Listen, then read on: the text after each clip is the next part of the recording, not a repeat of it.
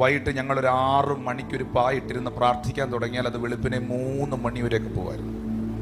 കീബോർഡില്ല, ഡ്രമ്മില്ല, ഫ്ലൂട്ടില്ല, worship ടീമില്ല. പ്രാർത്ഥിക്കുക. ഈ പ്രാർത്ഥിക്കാൻ ഇരിക്കുന്നവർക്ക്, ഈ പ്രാർത്ഥനയുടെ വരവുള്ളവർക്ക്, വരവെന്നല്ല, അതിനൊരു മനസ്സാണ്, ദൈവത്തോട് സംസാരിക്കുന്നതിലുള്ള സന്തോഷമാണ്. അത് ദൈവത്താൽ ലഭിച്ചവർക്ക് ഇങ്ങനെ സബ്ജക്റ്റുകൾ വന്നുകൊണ്ടേയിരിക്കും പ്രാർത്ഥിക്കാൻ. ഓരോ മേഖലകളും ദൈവം വെളിപ്പെടുത്തി കൊടുത്തോണ്ടേയിരിക്കും. ഇന്ന് രാവിലെ ദൈവസന്നിധിയിൽ നിന്ന് പറയുന്നു, ഇന്ന് രാവിലെ ഈ ആലയത്തിൽ കൂടി വരുന്നവരെ ഓർത്തും, എൻ്റെ ഒപ്പം ശുശ്രൂഷിക്കുന്നവരെ ഓർത്തും, എൻ്റെ ഒപ്പം കർത്താവിൻ്റെ വേല ചെയ്യുന്നവരെ ഓർത്തും, കഴിഞ്ഞ നാളുകളിൽ ഞാൻ കണ്ടുമുട്ടിയവരെ ഓർത്തും, ഈ സഭയിൽ രോഗികളായി കിടക്കുന്നവരെ ഓർത്തുമൊക്കെ ഇന്ന് രാവിലെയും പ്രാർത്ഥിപ്പാൻ ദൈവം കൃപ ചെയ്തു. അതാരെയും കാണിക്കേണ്ട കാര്യം എനിക്കില്ല, അത് ലൈവ് ഇടേണ്ട കാര്യമില്ല. പക്ഷെ അതൊരു സത്യമാണ്, അതൊരു സത്യമാണ്. സ്റ്റേജിൽ നിൽക്കുന്ന ടിനു പാസ്റ്ററെ നിങ്ങൾ കണ്ടിട്ടുള്ളൂ. വണ്ടി വന്നിറങ്ങുന്ന ആളിനെയും സ്റ്റേജിൽ വന്ന് ശുശ്രൂഷിക്കുന്ന, ഈ ദൈവത്തിന്റെ മുമ്പിൽ നെടുമ്പാട് കിടക്കുന്ന ഒരാളിനെയും നിങ്ങൾ കണ്ടിട്ടില്ല. അങ്ങനൊരു മനുഷ്യനുള്ളത് കൊണ്ടാണ് ഇങ്ങനൊരു മനുഷ്യനായി ഇവിടെ നിൽക്കുന്നത്. എതിർപ്പുകളില്ലാഞ്ഞിട്ടല്ല, ശത്രുക്കളില്ലാഞ്ഞിട്ടല്ല, പരിഹാസികളില്ലാഞ്ഞിട്ടല്ല, അസൂയക്കാരില്ലാഞ്ഞിട്ടല്ല, തകർക്കാനും തീർക്കാനും നോക്കുന്നവരില്ലാഞ്ഞിട്ടല്ല. ഇതിന്റെ എല്ലാം മധ്യയിൽ നിൽക്കുവല്ല, ദൈവം ഇങ്ങനെ കൈപിടിച്ച് നിർത്തിയിരിക്കുക. അതുപോട്ടെ, നിങ്ങൾ പ്രാർത്ഥിക്കുന്നുണ്ടല്ലോ, എനിക്കത് മതി. എന്റെ പൊന്ന സഹോദരി, സഹോദര, ഇത്രയും തിന്മ നിറഞ്ഞ ഒരു സമൂഹത്തിൽ ഇപ്പൊ ഇതിനകത്ത് വേറൊരു സംഭവം കൂടെ പറയാം. ചില ആളുകൾ, അവരുടെ പ്രശ്നം എന്താന്ന് പറയാം. എന്നെ കേൾക്കുന്നുണ്ടോ? ഇപ്പൊ നിർത്തിയേക്കാം, യോഗ ഇപ്പൊ നിൽക്കും. കാരണം ഇത് പറഞ്ഞിട്ട് പോകാനാ കർത്താവിനോട് പറഞ്ഞേക്കുന്നത്. ചില ആളുകളുടെ പ്രശ്നം എന്നറിയാം, ഇവിടെ ഒരു വാക്യം കിടപ്പുണ്ട്. ഇത്രയും കാര്യങ്ങൾ ഈ ചെറുപ്പക്കാരനെതിരായിട്ട് കണ്ടുപഠിക്കാൻ ഒരുത്തനില്ലാഞ്ഞിട്ട്, മേള് തൊട്ട് താഴെ വരെ ഉള്ളവൻ കറപ്റ്റഡ് ആയിട്ട്, അഴിമതിക്കാരായിട്ട്, സാമുവേൽ ബാലനോ ദൈവത്തിന്റെ കൃപയിൽ വളർന്നു വന്നു എന്ന് പറയുമ്പോ ഞാൻ ഇങ്ങനെ ഒരു വാക്ക് നിങ്ങളോട് പറയുന്നു. സാമുവേലിന്റെ മേളിൽ 2 കാര്യങ്ങൾ ഉണ്ടായി. ആ 2 കാര്യങ്ങൾ favour both. That word is important. Favour both. 2 favour സാമുവേലിന്റെ മേളിൽ ഉണ്ടായിരുന്നു. Favour with God, favour also with men. മനുഷ്യന്റെയും ദൈവത്തിന്റെയും അനുകൂലത സാമുവേലിന്റെ മേലുണ്ടായിരുന്നു. ഇതുണ്ടായിരുന്ന വേറൊരാള് പുതിയ നിയമത്തിൽ ഒരുവനേ ഉള്ളൂ, അത് കർത്താവായ യേശു ക്രിസ്തുവാണ്. Favour with man, favour with God. ഞാൻ കേറുകയാണ്, ഞാൻ അതിലേക്ക് വരികയാണ്, ഞാൻ നിങ്ങളെ ശുശ്രൂഷിക്കുകയാണ്. ഈ സമയത്ത് ഞാൻ ഇങ്ങനെ ഒരു വാക്കൂടെ കയറ്റി പറയുകയാണ്. ഇത്രയും വർഷങ്ങൾ ഈ ചർച്ചിൽ വന്നവരുടെ ജീവിതത്തിൽ ഉണ്ടാകാത്ത ആത്മീക തിരിവ് ഇന്ന് പകൽ നടക്കും. Favour with God, listen, favour with men. മനുഷ്യന്റെയും ദൈവത്തിന്റെയും ഫേവർ സാമുവേലിന്റെ മേളിൽ ഉണ്ടായിരുന്നു. നോക്കിയേ, ഇത് ഏലി പുരോഹിതൻ ചെയ്യുന്ന ശുശ്രൂഷ കണ്ടിട്ട് കിട്ടിയതാണോ? ഏലിയുടെ മക്കള് ആത്മാവി നിറയുന്ന കണ്ടിട്ട് കിട്ടിയതാണോ? ഈ ആലയത്തിലെ ബാല്യക്കാരോ ഇവരുടെ ആരെങ്കിലും നോക്കിയാണോ? ഈ പ്രശ്നം നിങ്ങൾക്കുണ്ടാകരുത്. നമ്മുടെ പ്രശ്നം അവനെ ഇവനെ നോക്കുന്നതാണ്. നമ്മുടെ പ്രശ്നം അവളെ ഇവനെ നോക്കുന്നതാണ്. നിന്റെ കണ്ണ് വിശ്വാസത്തിന്റെ നായകനും പൂർത്തീകരിക്കുന്നവനുമാകുന്ന ക്രിസ്തുവിൽ ഉറപ്പിക്കണം. വെളിപ്പാട് പുസ്തകത്തിൽ പറയുന്നു, അനീതി ചെയ്യുന്നവൻ ഇനിയും അനീതി ചെയ്യട്ടെ, അഴുക്കുള്ളവൻ ഇനിയും അഴുക്കാകട്ടെ, അശുദ്ധിയിൽ നിൽക്കുന്നവൻ അതിൽ തുടരട്ടെ. അവൻ നീയോ, ഇന്ന് ഇത് കേൾക്കുന്ന നിങ്ങൾ ഓരോരുത്തരും തിരിച്ചറിയുക. നിങ്ങളോ നിങ്ങളുടെ അതിവിശുദ്ധ വിശ്വാസത്തെ ആധാരമാക്കി പരിശുദ്ധാത്മാവിൽ പ്രാർത്ഥിച്ച് മുന്നേറുക. ഞാൻ ആ വാക്കൊന്നുകൂടെ പറയുന്നു. ഈ കാലഘട്ടത്തിൽ കണ്ടു പഠിക്കാനുള്ളവരുടെ എണ്ണം കുറയുന്നു, കണ്ടുപിടിക്കാൻ നടക്കുന്നവരുടെ എണ്ണം കൂടുന്നു. ഇമ്മാനുവൽ ബ്രദറും ടിബിനും വേദിയിൽ കയറുമ്പോൾ, ഇവിടെ അല്ല, ഈ കൂട്ടത്തിലല്ല, ഞാനൊരു ഉദാഹരണം പറഞ്ഞത്. ഇവിടെ ഉള്ളവർ അങ്ങനല്ല, എനിക്കറിയാം. ഇവിടെ ഉള്ളവർ അങ്ങനല്ല, എനിക്കറിയാം. ഈ ദൈവദാസന്മാർ സ്റ്റേജിൽ കയറുമ്പോ താഴെ വന്നിരിക്കുന്നവൻ, കസേര വന്നിരിക്കുന്നവൻ, അവൻ ഇട്ടിരിക്കുന്ന ഉടുപ്പ് എന്താണ്? പുള്ളി എന്താ എന്ന് കറുപ്പിട്ടത്? അവൻ ഇച്ചിരി മീശയുണ്ടല്ലോ, ബന്ധിക്കോസല്ലേ? മുടി വെട്ടിയിട്ടില്ല, മിണ്ടുന്നില്ല എന്നൊക്കെ പറയുന്ന പോലെ കണ്ടുപിടുത്തം. നമുക്ക് പറ്റിയ അബദ്ധം എന്നാന്ന് പറയട്ടെ? നമുക്ക് പറ്റിയൊരു അബദ്ധം പറഞ്ഞോട്ടെ. ഈ സമൂഹം ശരിക്കും പാപം എന്നുള്ളത് വേറൊരു ഏരിയയിലേക്ക് വഴിതിരിച്ചു വിട്ടു. പിടിയിടുന്നുണ്ടോ?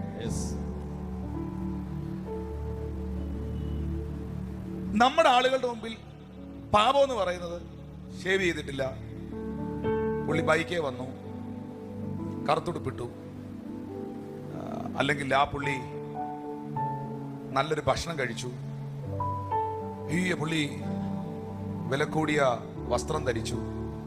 ഇതിനെയൊക്കെയാണ് പാപമാക്കി മാറ്റിയിരിക്കുന്നത്. മാന്യമായ വസ്ത്രം ധരിക്കണം, യോഗ്യമായ രീതിയിൽ നടക്കണം, നടക്കണമെന്നല്ല. പക്ഷേ പാപത്തെ ശരിക്കും വഴിതിരിച്ചു വിട്ടു. ശരിക്കും പാപത്തിന്റെ ഏറ്റവും ഇമ്പോർട്ടന്റ് ആയ ഒരു മേഖല യേശു പറഞ്ഞു. അതെന്നാന്നറിയാമോ? മത്തായി 5:28 എന്റെ ചിന്ത. സ്ത്രീയെ ഹൃദയം കൊണ്ട് മോഹിക്കുവാൻ. മോനെ, മത്തായി 5:28 എനിക്കറിയത്തില്ല. അത് തന്നെ.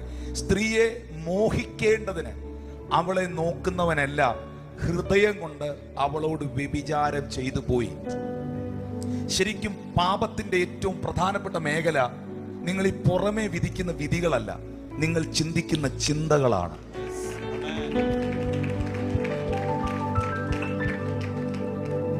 നിങ്ങളുടെ ചിന്തകളിൽ വരുന്ന കാര്യങ്ങൾ. ഒരാളെ കാണുമ്പോൾ പിന്നെ വന്നിരിക്കുന്നു മനസ്സിൽ വരികയാണ്, പക്ഷെ നിങ്ങളൊന്നും പറഞ്ഞില്ല. ഒരു സ്ത്രീയെ നോക്കുമ്പോൾ വേറൊരു ചിന്തയിൽ അവളെ നോക്കുകയാണ്. ബൈബിൾ പറയുന്നു, നിന്റെ മൈൻഡിനകത്ത്, നിങ്ങളുടെ ഹൃദയത്തിനകത്ത്, ചിന്തകൾക്കകത്ത് നീ എന്തിനെയെല്ലാം താലോലിക്കുന്നോ അതെല്ലാം പാപമാണ്. മോഹം ഗർഭം ധരിച്ചാണ് പാപത്തെ പ്രസവിക്കുന്നത്. ആരും അതിനെ അഡ്രസ് ചെയ്യുന്നില്ല. എന്നെ നോക്കിയേ മക്കളെ, എന്നെ നോക്കിയേ. അവനവൻ ചിന്തിക്കുന്ന ചിന്ത എന്തെന്നും അവന്റെ മൈൻഡിലൂടെ ഒരുത്തനെ കാണുമ്പോൾ വിമർശനം എന്തെന്നും ഭയങ്കര കൈയടിയ. പക്ഷെ ഒരുത്തിയെ കണ്ടുകൂടാ. ഇവിടില്ല, കോഴിക്കോടൊക്കെ അങ്ങനെ ഉണ്ട്. കോഴിക്കോടൊക്കെ സുൽത്താൻ ബത്തേരിയില് ഒരുത്തനെ കണ്ടുകൂടാ. പക്ഷെ ലവൻ ഫ്ലൂട്ട് വായിക്കാനിരിക്കുക, അമ്മാമ്മ കരയാൻ.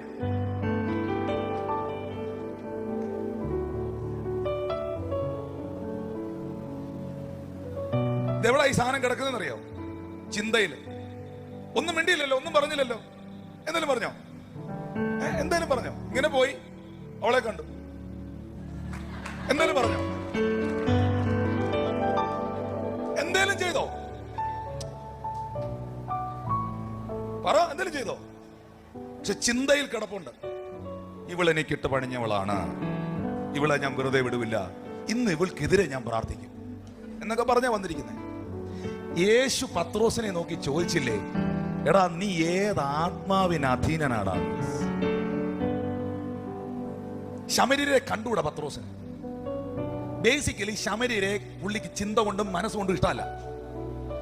ഒരു കൂട്ടം ശമര്യര് അതുവഴി പോയപ്പോ ഈ പുള്ളി മനസ്സിൽ പറഞ്ഞു, കർത്താവേ, അത് പറഞ്ഞു, മനസ്സിൽ പറയല്ല, ഹൃദയത്തിൽ ഇരുന്ന സാധനം അങ്ങ് പുറത്തെടുത്തു. ചിലപ്പോ അങ്ങനെ പുറത്തെടുക്കും, അപ്പൊ നമ്മൾ പിടിക്കും. പുറത്തെടുത്തിട്ട് പറഞ്ഞു, കർത്താവേ, ഏലിയാവ് തീ ഇറക്കിയതുപോലെ അങ്ങോട്ട് പ്രാർത്ഥീര് ബ്രദറെ, അങ്ങോട്ട് ആഞ്ഞ് പ്രാർത്ഥീര്, അവനെ അങ്ങോട്ട് തൊലയട്ടെ, പ്രാർത്ഥീര് അങ്ങോട്ട് തീ ഇറക്കി അവനെ അങ്ങോട്ട് തീർക്കുക. കാരണം നിനക്ക് കണ്ടുകൂടാത്തവൻ നശിക്കണമെന്നാണല്ലോ നിന്റെ ആഗ്രഹം. ഇവിടല്ല, ബംഗാളിലൊക്കെ അങ്ങനെ.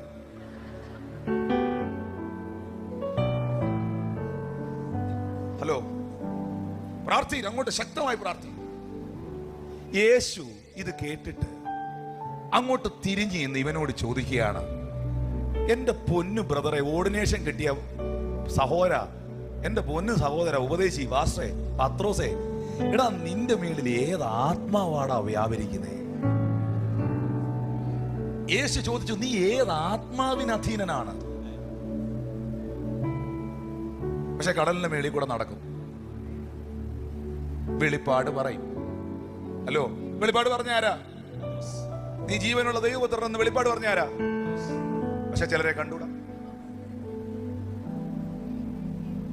ഇതിന്റെ കാരണം എന്നാണെന്നറിയോ? ഇവന്റെ മേളിൽ ഒരു സൈറ്റനിക് ഇൻഫ്ലുവൻസ് ഉണ്ടായിരുന്നു, ഒരു സാത്താന്യ ഇൻഫ്ലുവൻസ് പീറ്ററിന്റെ മേളിലുണ്ടായിരുന്നു. മക്കളെ, ഞാൻ നിങ്ങളോട് സ്നേഹത്തോടെ പറയാം, ആരോടെങ്കിലും ഹൃദയത്തിൽ കയ്പോ തെറ്റിദ്ധാരണ ഉണ്ടെങ്കിൽ അത് കർത്താവിന്റെ കൈ കൊടുത്തേക്കണം. അത് വെച്ചുകൊണ്ട് നടക്കല്ലേ.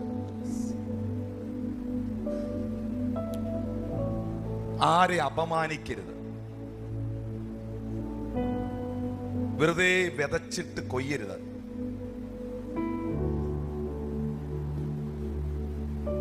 അപമാനത്തിന്റെ അസ്വസ്ഥതയും അതിനകത്തുണ്ടാകുന്ന പ്രയാസം എന്തെന്ന് അപമാനത്തിലൂടെ പോയവർക്ക് മനസ്സിലാവും. ചിലപ്പോൾ ആ സാഹചര്യങ്ങളിലൂടെ നമ്മളും പോകേണ്ടി വരും.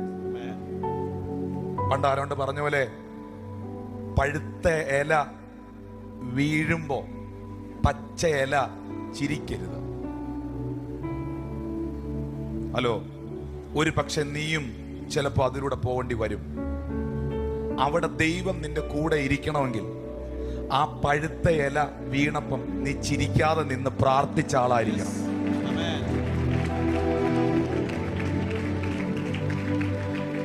നീതിമാൻ 7 തവണ വീണാലും ദൈവം അവനെ എഴുന്നേൽപ്പിക്കും.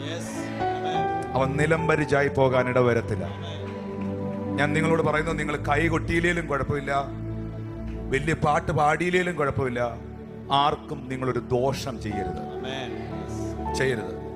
നിങ്ങൾ വലിയ ആത്മീയരായിട്ട് അഭിനയിച്ചില്ലെങ്കിലോ, അല്ലെങ്കിൽ ആത്മീയത ഇതൊന്നും ഒരു വിഷയമല്ല. അതൊക്കെ ദൈവം, നിങ്ങളും ദൈവമായിട്ടുള്ള ബന്ധമാണ്. കുറച്ച് പ്രാർത്ഥിച്ചാൽ മതി. 4 മണിക്കൂർ പ്രാർത്ഥിച്ചില്ലെങ്കിലും കുഴപ്പമില്ല, 4 മിനിറ്റ് പ്രാർത്ഥിച്ചാൽ മതി. പക്ഷെ ആർക്കും നീ ഒരു ഉപദ്രവമാകരുത്. ആ ഉമ്മ പറഞ്ഞ വാക്ക് ഓർക്കണം, മോനെ, നിന്നെ കുറിച്ച്, എന്റെ മോനെ കുറിച്ച് ആരും ദൈവത്തിന്റെ മുമ്പിൽ ഒരു പരാതി പറയരുത്. നിങ്ങൾ എന്നെ ശ്രദ്ധിക്കുന്നുണ്ടോ? നിങ്ങൾക്ക് ഇന്നത്തെ മീറ്റിംഗ് ഇത്തിരി സന്തോഷമാവോ ഇല്ല എനിക്കറിയത്തില്ല. പക്ഷെ ഞാൻ ഇങ്ങനെ പറയുന്നു, നിങ്ങൾ പാപത്തെ ഡൈവേർട്ട് ചെയ്ത് വിട്ടു.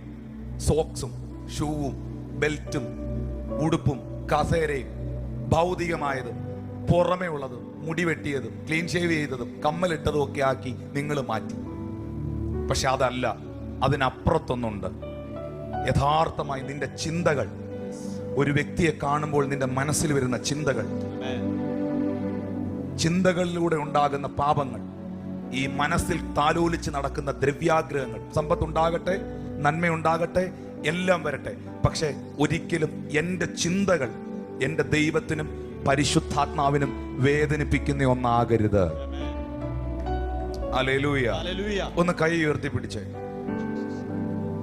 നിങ്ങൾ കർത്താവിനോടൊന്ന് പ്രാർത്ഥിക്കണം. അപ്പൊ സാഹചര്യങ്ങൾ പ്രതികൂലമായിരുന്നിടത്ത്, ഒട്ടും അനുകൂലമായൊരു സാഹചര്യം ഇല്ലാത്തിടത്ത് സാമുവേൽ കയറി വന്നതുപോലെ വരാൻ പറ്റും.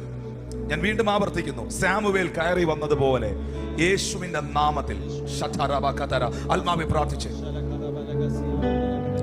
സാമുവേൽ കയറി വന്നതുപോലെ ഒട്ടും താഴോട്ട് പോകാതെ ദൈവത്തിന്റെ മനുഷ്യരുടെ ഫേവറിൽ വളരാൻ, വർദ്ധിക്കാൻ കൃപ ചെയ്യണമേ. Thank you Lord Jesus. കണ്ടുപിടിക്കാൻ നടക്കുന്നവരുടെ കൂട്ടത്തിലല്ല കർത്താവേ, എന്നെ കണ്ടു പഠിക്കാൻ കഴിയത്തക്ക നിലയിൽ എൻ്റെ ജീവിതത്തെ പരിശുദ്ധാത്മാവ് അവിടുന്ന് ക്രമീകരിക്കണമേ. ഞാൻ മറ്റൊരാളിലേക്ക് വിരൽ ചൂണ്ടുകയല്ല, ഞാൻ എന്നിലേക്ക് തന്നെ ഒന്ന് വിരൽ ചൂണ്ടുകയാണ്. ഞാൻ എന്നെ തന്നെ ഇന്ന് പകലൊന്ന് നോക്കുകയാണ്. ഞാൻ എന്നെ തന്നെ ഇന്ന് പകലൊന്ന് നോക്കി കാണുകയാണ്. അപ്പാ എന്നെ നീ നിന്റെ രക്തത്തിൽ കഴുകണമേ, ക്ലെൻസ് ചെയ്യണമേ, വിശുദ്ധീകരിക്കണമേ. എല്ലാം മറന്നു കളയുന്ന ആറ്റിറ്റ്യൂഡുകൾ എന്നിൽ നിന്ന് മാറിപ്പോകട്ടെ യേശുവിന്റെ അധികാരമുള്ള നാമത്തിൽ. ഓ റബ ശം, ഞാൻ ഇങ്ങനെ ഇപ്പോൾ പ്രാർത്ഥിക്കുന്നവരുടെ മേളിൽ ഒരു വാക്ക് റിലീസ് ചെയ്യുകയാണ്.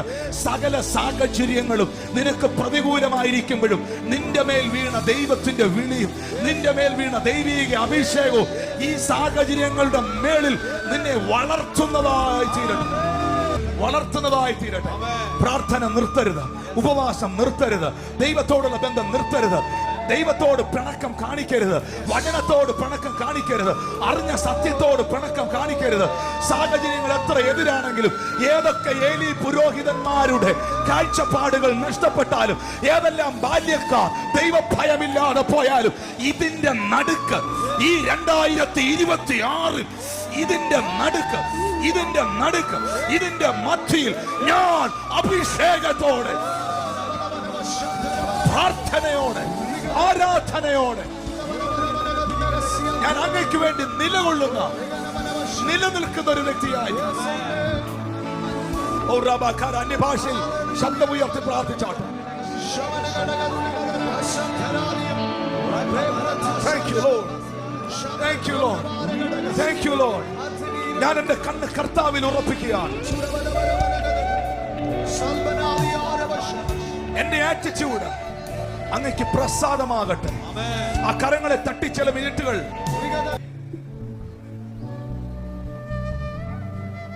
പുരോഹിതൻ ശരിയല്ലെന്ന് പറഞ്ഞ് സാമുവേൽ പള്ളിയിൽ നിന്ന് പോയോ? ബാല്യക്കാർ ശരിയല്ലെന്ന് പറഞ്ഞ് സാമുവേൽ ശുശ്രൂഷ ചെയ്യുന്ന നിർത്തിയോ?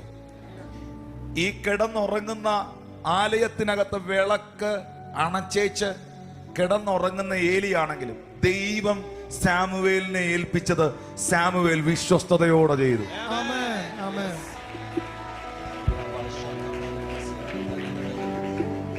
ഞാൻ ഇങ്ങനെ നിങ്ങളെ നോക്കി ഒരു വാക്ക് ഡിക്ലെയർ ചെയ്യുകയാണ്.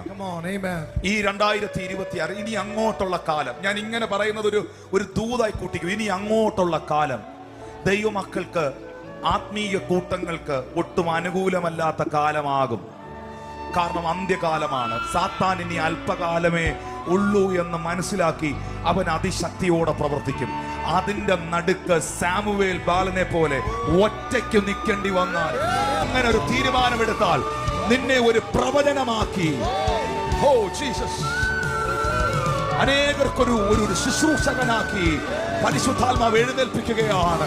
നിന്റെ നാവിനെ പ്രവചന ശബ്ദമാക്കി നിന്റെ മേൽ നിന്ന് ജനറേഷനുകളിലേക്ക് ഇമ്പാർട്ടേഷനുകൾ പകരുന്ന നിലകളിൽ ആരോടൊക്കെയോ കർത്താവ് ഇടപെടുകയാണ്.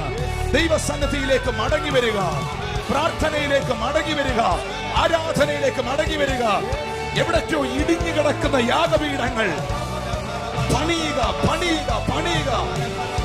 നിനക്ക് കാറ് വരുമെന്ന് കേൾക്കുമ്പോൾ അടിക്കുന്ന കൈയല്ല, നിനക്ക് വിസ വരുമെന്ന് കേൾക്കുമ്പോൾ പൊട്ടുന്ന കൈയല്ല. നിന്റെ തലമുറ ഇതാ വഴി തുറന്ന് രക്ഷപ്പെടാൻ പോകുന്നു എന്ന് പറയുമ്പോൾ ചാടുന്ന ചാട്ടമല്ല. ദൈവത്തോടുള്ള ബന്ധത്തിൽ, കർത്താവിനോടുള്ള ബന്ധത്തിൽ നിനക്ക് കയറി വരാൻ കഴിയുമോ? നോക്കിയേ, 1 ശമൂവേൽ 12:23 സാമുവേൽ പറയുന്ന ഒരു വാക്കുണ്ട്, ഞാൻ നിങ്ങൾക്ക് വേണ്ടി പ്രാർത്ഥിക്കും. ശമൂവേൽ എന്താ പറഞ്ഞേ? കാരണം ഞാൻ പ്രാർത്ഥിക്കാതിരുന്നാൽ അതൊരു പാപമാണ്. അതാരെങ്കിലും ശ്രദ്ധിക്കുന്നുണ്ടോ? ഇല്ല.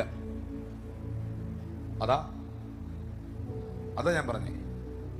ശരിക്കും ദൈവം ഇഷ്ടപ്പെടാത്ത കാര്യം എന്താണ് എന്നുള്ളത് പിശാച് പലതിന്റെ മൈൻഡിൽ വഴിതിരിച്ചു വിട്ടിരിക്കുക. ഇവിടെ കിട്ടിയോ?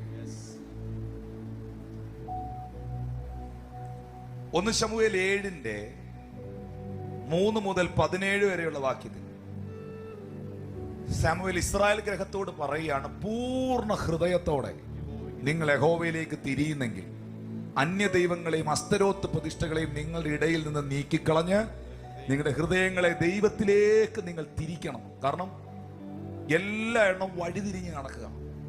നിങ്ങൾ ദൈവത്തിലേക്ക് തിരിയണം. നിങ്ങൾ യഹോവയെ മാത്രം സേവിക്കണം. അവൻ നിങ്ങളെ ഫെലിസ്ത്യരുടെ കയ്യിൽ നിന്ന് വിടുവിക്കും. ഇനി 1 ശമൂവേൽ 7:5-12 വരെ വായിക്കുമ്പോൾ, മിസ്പയില് ശമൂവേൽ ഇസ്രായേൽ ജനത്തെ മുഴുവൻ വിളിച്ചുകൂട്ടി, ഞാൻ നിങ്ങൾക്ക് വേണ്ടി യഹോവയോട് പ്രാർത്ഥിക്കും. അടുത്ത വാക്യം, അവർ യഹോവയുടെ സന്നിധിയിൽ എന്ത് ചെയ്തു? ഉപവസിച്ചു. ശമൂവേൽ പ്രാർത്ഥിച്ചു, ശമൂവേൽ ഉപവസിച്ചു. അമ്മമാരല്ല എന്നെ നോക്കി. ഇന്ന് ഫാദേഴ്സ് ഡേ ആണ്, എനിക്കറിയാം. എല്ലാ പിതാക്കന്മാരെയും ഓർത്ത് ദൈവത്തെ സ്തുതിക്കുന്നു. പക്ഷെ അമ്മമാരെന്നെ നോക്കി, അപ്പന്മാരെന്നെ നോക്കി. വിവാഹം കഴിഞ്ഞ് വർഷങ്ങളായിട്ട് അപ്പനും അമ്മയാകാൻ പറ്റാത്തവരും നോക്കി. നിങ്ങൾക്ക് ദൈവം തലമുറകളെ തരും. അമ്മമാരും അപ്പന്മാരും ഒന്ന് കൈ ഉയർത്തി. സീരിയസ്ലി, നിങ്ങൾക്ക് എന്നെ ഇഷ്ടമല്ലേ? ഇഷ്ടപ്പെടുന്നില്ലേ വചനം പറയുന്നത്? ഞാൻ പറയുന്ന താല്പര്യം തോന്നുന്നില്ലേ? നിങ്ങൾക്കറിയോ, നിങ്ങളുടെ ഇടയിൽ ഇന്നല്ലല്ലോ ഞാൻ ശുശ്രൂഷിച്ചിട്ടുള്ളത്.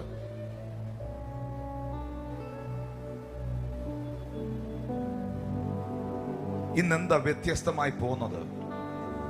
എവിടെയോ ദൈവത്തിന് നമ്മളെ തിരുത്താനില്ലേ? അപ്പോ എവിടെയോ കർത്താവ് എന്നോട് ഇടപെടുകയല്ലേ? ദൈവം നിങ്ങളുടെ മധ്യയിൽ നിർത്തിയിരിക്കുന്ന നിങ്ങളുടെ ഇടയനിലൂടെ, ശുശ്രൂഷകനിലൂടെ അല്ലാതെ ദൈവം ഇതെങ്ങനെ നിങ്ങളെ അറിയിക്കും? അറിയിക്കുമെന്നുള്ളതിൽ സംശയമില്ല. ഞാൻ അറിയിച്ചില്ലെങ്കിൽ അത് എന്നോട് ചോദിക്കുകയും വേറൊരാളിലൂടെ നിങ്ങളെ ഇത് അറിയിക്കുകയും ചെയ്യും. അത് ഉറപ്പാണ്. കൈ ഉയർത്തിയ അമ്മമാരും അപ്പന്മാരും, നിങ്ങൾ ഈ ചെറുപ്പക്കാരനെ കണ്ടോ? ആരെയാ? ശമൂവേലിനെ കണ്ടോ? ഉപവസിക്കാത്ത ആളുകളുള്ള കാലത്ത് ഈ മനുഷ്യൻ ഉപവാസ പ്രാർത്ഥന അനൗൺസ് ചെയ്യുകയാണ്. പ്രാർത്ഥിക്കുന്നവരില്ലാത്ത കാലത്ത് ഈ മനുഷ്യൻ പ്രാർത്ഥനയിൽ ജാഗരിക്കുകയാണ്. ഇനി നിങ്ങൾക്കോടൊരു കാര്യം പറയാം. പ്രാർത്ഥിക്കുന്ന അമ്മയുടെ മകൻ പ്രാർത്ഥിക്കുന്നവനായി. ഉപവസിച്ച അമ്മയുടെ മകൻ ഉപവസിക്കുന്നവനായി. മാതാപിതാക്കളെ, തൊഴുകയോടെ പറയാം, നിങ്ങൾ കാണിക്കുന്നത് പലതും നിങ്ങളുടെ ജനറേഷനെ തൊടുന്നതാണ്.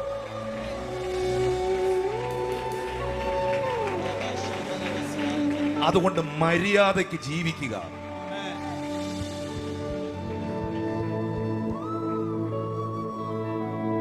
ഹന്ന പ്രാർത്ഥിക്കുന്നവളായിരുന്നു, കണ്ടോ? മോനും പ്രാർത്ഥിക്കുന്നവനായി. ഹന്ന ഉപവസിക്കുന്നവളായിരുന്നു, കണ്ടോ? മോനും ഉപവസിക്കുന്നവൾ. അമ്മമാരെ, എന്റെ പിതാക്കന്മാരെ, നിങ്ങളുടെ ഭവനത്തിൽ പ്രാർത്ഥനയുടെ യാഗപീഠങ്ങൾ ഉയർത്തുമെങ്കിൽ, നിങ്ങൾ പ്രാർത്ഥനയ്ക്കും ആരാധനയ്ക്കും ദൈവത്തിനും തന്റെ വചനത്തിനും ഒന്നാമത്തെ പ്രാധാന്യത കൊടുക്കുമെങ്കിൽ, നിങ്ങളുടെ വീട്ടിനകത്ത് പാസ്റ്റർമാരെ കുറിച്ചോ ദൈവസഭയെക്കുറിച്ചോ കർത്താവിന്റെ അഭിഷിക്തന്മാരെ കുറിച്ചോ ആവശ്യമില്ലാത്തത് പറയാതിരിക്കുമെങ്കിൽ, നിന്റെ വീട്ടിൽ ദൈവത്തിന് മഹത്വം കൊടുക്കുന്ന ഒരു യാഗപീഠം ഉണ്ടെങ്കിൽ, നിന്റെ വീട്ടിനകത്തുനിന്ന് കഴുകനെ പോലെ ചിലർ പറന്നുയരുമെന്ന് ആത്മാവ് നിന്നോട് പ്രവചിക്കുകയാണ്.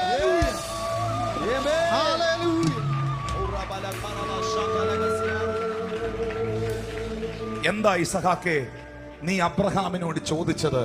അപ്പ, വിറകും കത്തിയും ഉണ്ടല്ലോ, യാഗമൃഗം എവിടെ എന്ന് ചോദിച്ചെന്താ? ഇസഹാക്കിനറിയാം, എന്റെ അപ്പൻ യാഗം കഴിക്കാൻ പോകുമ്പോൾ യാഗമൃഗം ഇല്ലാതെ പോകത്തില്ല, വിറകെടുക്കാതെ പോകത്തില്ല, കത്തിയെടുക്കാതെ പോകത്തില്ല, തീയെടുക്കാതെ പോകത്തില്ല, യാഗമൃഗം ഇല്ലാതെ പോകത്തില്ല. എൻ്റെ അപ്പൻ ദൈവത്തെ ആരാധിക്കുന്നതും എൻ്റെ അപ്പൻ ദൈവത്തിന് വേണ്ടി നിൽക്കുന്നതും ഞാൻ എല്ലാ ദിവസവും കാണുന്നവനാ. അതുകൊണ്ട് ഇസഹാക്കിന് പറയാൻ കഴിയും, എൻ്റെ അപ്പൻ യാഗവസ്തു ഇന്ന് എടുത്തിട്ടില്ല, ആ യാഗവസ്തു എവിടെ? മക്കളെ, അമ്മമാരെ, പിതാക്കന്മാരെ, വാത്സല്യ മാതാപിതാക്കളെ, നിങ്ങളുടെ കുഞ്ഞുങ്ങൾക്ക് മാതൃകയാക്കാൻ ഒരു ഫോട്ടോ. എപ്പോഴും ഒരു കാര്യം ഞാൻ പറയാം, ഞാനൊരു വിഷൻ കാണുകയാണ്, ഞാനൊരു ദർശനം കാണുകയാണ്, ഞാനൊരു വിഷൻ കണ്ടുകൊണ്ടാണ് പറയുന്നത്. നിങ്ങളുടെ മക്കളുടെ അകത്ത്, നിങ്ങളുടെ മോളുടെ അകത്ത്, നിങ്ങളുടെ മോന്റെ അകത്ത് ഒരു ഫോട്ടോ പോലെ അവന്റെ അപ്പന്റെ, അവന്റെ അമ്മയുടെ ഒരു പടം എപ്പോഴും കാണണം. അതിങ്ങനെ നിൽക്കുന്ന പടമായിരിക്കണം.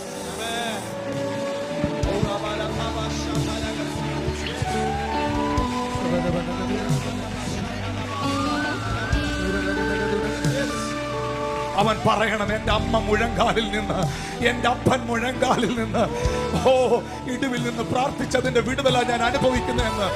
ഇന്ന് പകൽ ഒരു തലമുറ വഴിതെറ്റുക. മാതാപിതാക്കളെ, കരയ്. ഒരു തലമുറ വഴിതെറ്റുക.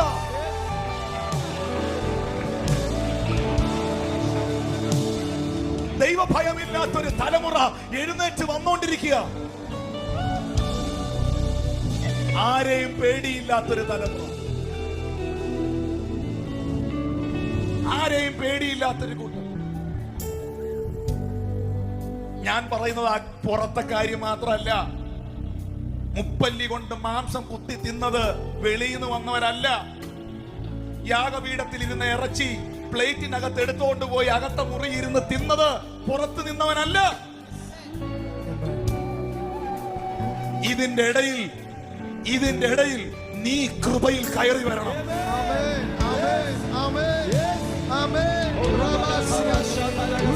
ഗിവപ്പ് ചെയ്യരുത്. ഇത്രയേ ഉള്ളൂ ആത്മാവിന് ഇടപെടാൻ. ഗിവപ്പ് ചെയ്യരുത്. പുറകോട്ട് പോകരുത്. ആത്മാവിൽ പ്രാർത്ഥിക്കാൻ എത്ര പേരുണ്ട് ഇവിടെ? ഇടിവിൽ കയറ്. ആത്മാവിൽ ജാഗരിക്കുക.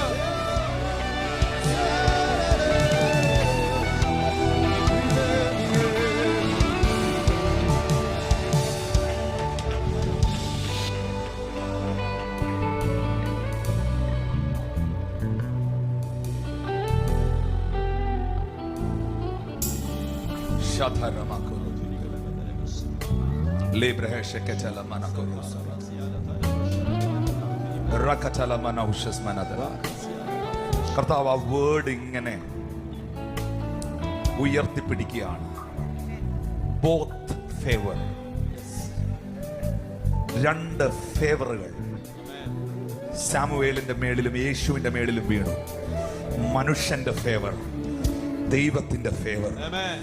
സാഹചര്യങ്ങൾ എതിരായിരിക്കുമ്പോഴും ഒരുത്തന്റെ മേളിൽ ദൈവത്തിന്റെ അനുകൂലത ഉണ്ടെങ്കിൽ സാഹചര്യങ്ങളല്ല അവന്റെ ഉയർച്ചയെ തീരുമാനിക്കുന്നത്.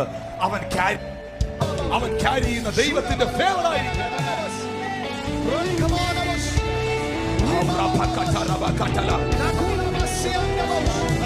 ഇന്ന് പകൽ ചില ഫെലിസ്ത്യ ആധിപത്യങ്ങൾ അവസാനിപ്പിക്കാൻ, നിനക്ക് വിരോധമായി നിൽക്കുന്ന ചില ഫെലിസ്ത്യ ആധിപത്യങ്ങൾ ഇന്ന് പകൽ അവസാനിപ്പിക്കാൻ പ്രാർത്ഥനയുടെ യാഗപീഠങ്ങൾ പണിയുക. ആലയത്തിനകത്ത് ഇന്റർസെഷൻ പ്രയറുകൾ ശക്തമാകുക. വീടുകളിൽ അകത്ത് പ്രാർത്ഥനകൾ ശക്തമാകുക.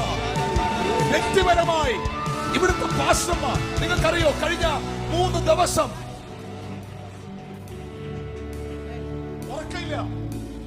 ഒരു ഏലിയായി പോകല്ലേ. ആലയത്തിനകത്ത് വിളക്കണച്ച് കത്തി നിൽക്കേണ്ട വിളക്കൂതി അണച്ച് ഉറങ്ങുന്ന ദൈവഭയമില്ലാത്തവനായി പോകല്ലേ. ദൈവത്തിന് നിവേദിച്ചത് മുപ്പല്ലി കൊണ്ട് കുത്തിയെടുത്ത് തിന്നുന്ന ദൈവഭയമില്ലാത്ത ശാപഗ്രസ്തനായി മാറല്ലേ. താൻ മുതൽ ബർശേബ വരെ പ്രവചിക്കുന്ന പ്രവാചകന്മാരെ എഴുന്നേൽപ്പിക്കുന്ന, ജനത്തെ ദൈവത്തിലേക്ക് മടക്കി വിളിക്കുന്ന, ഉപവസിക്കുന്ന, പ്രാർത്ഥിക്കുന്ന സാമുവേൽമാരായിരിക്കാൻ കർത്താവ് നിങ്ങൾക്ക് കൃപ നൽകട്ടെ.